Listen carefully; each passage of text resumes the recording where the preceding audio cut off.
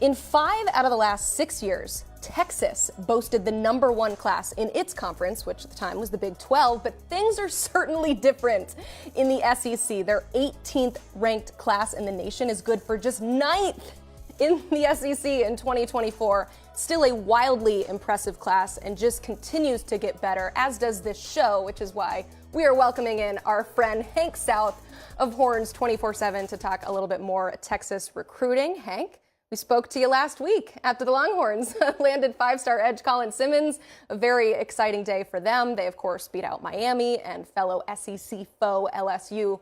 But as they look to pursue other in-state targets, how impactful was that win in adding Simmons? I think it's impactful in several different ways. You know, obviously it's a huge recruiting win over a future SEC rival in LSU. You know, you need to start winning those recruiting battles to be able to compete in the conference. And Texas has already been doing that with several of the guys that landed, and none bigger than obviously Colin Simmons last week. But, you know, looking ahead to what kind of momentum can get built, landing a target like him, I think it could certainly pay dividends here in the next few weeks with some of these targets that either have decision dates set or looking at potentially making decisions prior to their senior seasons. You know, obviously, people are talking about Texas. We're talking about Texas right now. We talked about Texas last week. So obviously, having Texas in the headlines, having them buzzing on social media can certainly play a role in guys maybe even looking to take a visit. You know, guys talking to the staff or, you know, Colin recruiting guys of his own. He even had that famous tweet a couple months ago saying, you know, once he committed, he was going to play a huge role in flipping the best guys to Texas. So I think it could be a big role, and we'll see, you know, whether that pans out here in the next few weeks. Hank, among those top targets is Kobe Black. He's a player that we're asked a lot about in the chat here on the 24/7 Sports YouTube channel. So I know we've got a few listeners and viewers here that whose ears have perked up. He recently named a Final Five: Texas, LSU, Oregon, Ohio State, and A&M. How do the Longhorns factor in here as they get that defense ready for 2024? Yeah, I think things are still trending up with Texas and Kobe Black. And possibly, you know, after today's news, we saw Wardell Mack commit to Florida. He might be one of the most important targets left on the recruiting board for Texas. You know, we've seen Texas miss on Corian Gibson to Clemson, Selman Bridges to Arkansas, and now, of course, Wardell Mack to Florida today. Kobe Black is a guy that Texas fans really want to land and need to land. You know, they need to get some of these elite guys in their backyard, and Kobe Black is that. So I like where Texas stands. I was actually out in Waco to see him a couple weeks ago. You know, he's still, you know, saying all right things. He's not really, you know, showing his cards much on where he's leaning publicly, but, you know, talking to people close to the program, I think Texas has really impressed him. I think his relationship with Terry Joseph, the cornerbacks coach, Steve Sarkisian, he's talking to the staff almost every day. He'll be back for a game or two this fall. I think Texas is in good shape. And I think even more so now that Wardell Mack is to Florida, this is a guy they need to land, and I think they will. I'm already loving the future SEC recruiting battles that are budding between Texas and LSU. We mentioned that the Horns won the Simmons pursuit, but the Tigers landing 2025 5-star wide receiver DeCorian Moore, and he is the top player in the state for the next cycle. There is certainly a lot of time. Again, 2025, there's time to work toward a flip, but in the meantime, I mean, who else could they potentially pivot to in that cycle after missing out on Moore?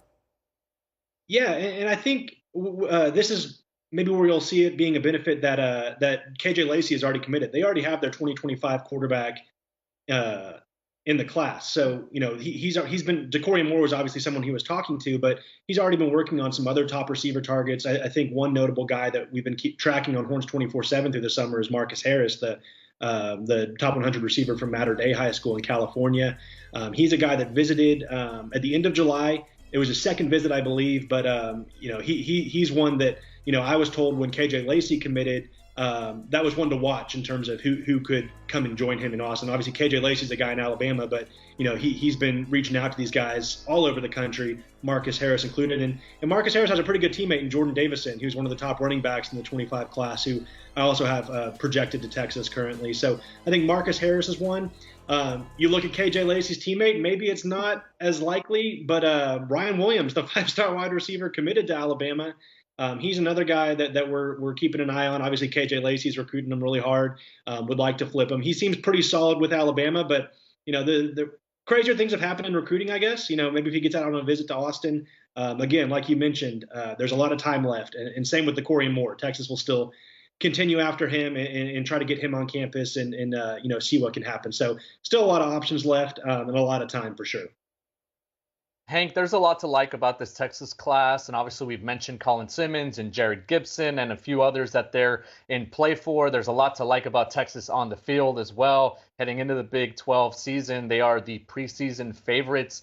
How much pressure is on Steve Sarkisian to meet those expectations and close in on another top 10 recruiting class? Yeah, I think, as the head coach of Texas, there's always going to be pressure regardless of, what's going on. Obviously, more so now than ever. I feel like this is probably the, most talented Texas team we've seen in over a decade. And so certainly, they want to live up to that hype.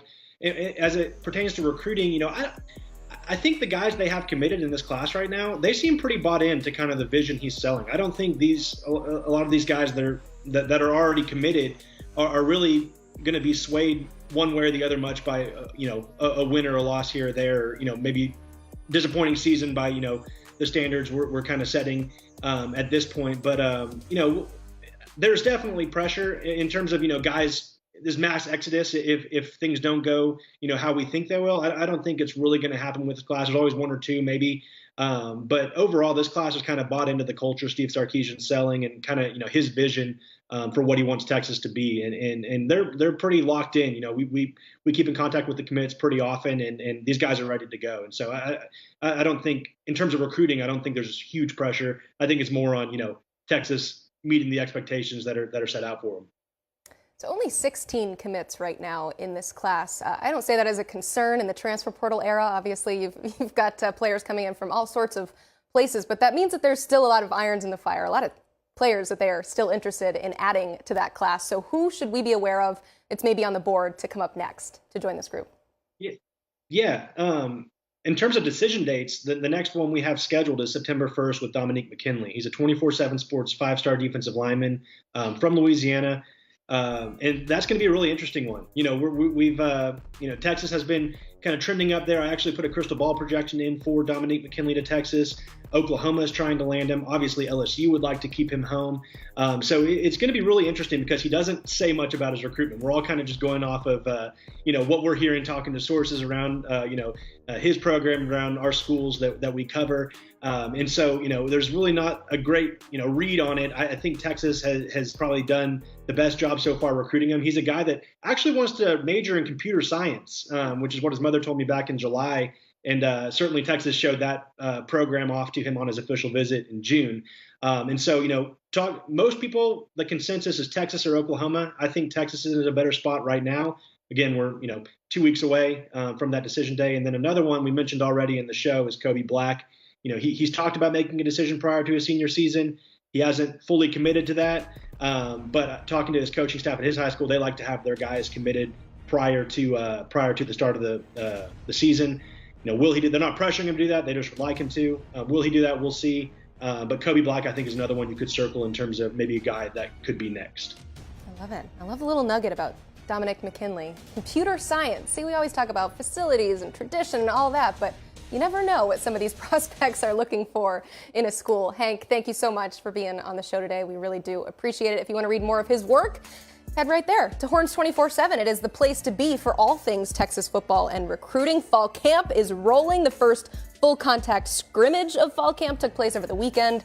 So check out Horns 24/7 for all things Texas.